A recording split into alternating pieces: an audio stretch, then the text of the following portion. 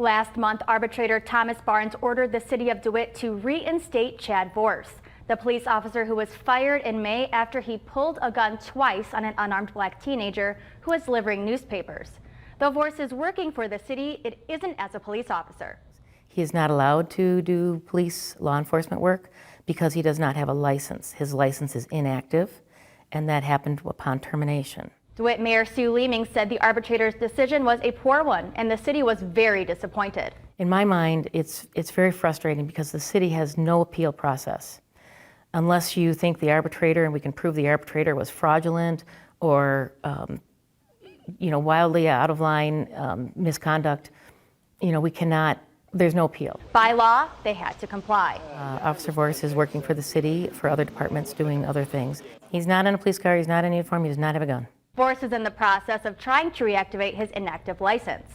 And that is a separate process from the arbitration process.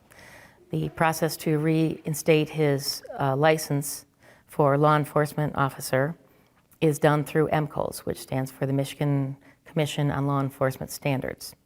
And they do their own review, they do an investigation, and the purpose of their review is to ensure that he meets the standards set out in the MCOS Act. Those employment decisions are made by that local agency or that state agency.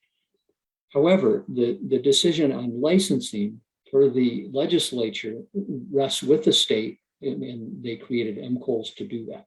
In 2017, the legislature changed the MCOS Act to require screening for character fitness every time a license needs to be reinstated. In 2017, the legislature changed the act to require anyone in an inactive state to also go back through character fitness assessment. And that's simply an examination of an individual's past work record, school record, social record, a comprehensive background investigation to determine whether an individual has the requisite character fitness to be a law enforcement officer, because it is a very powerful, very trusted position. Vorce should have an answer in 2 to 5 months.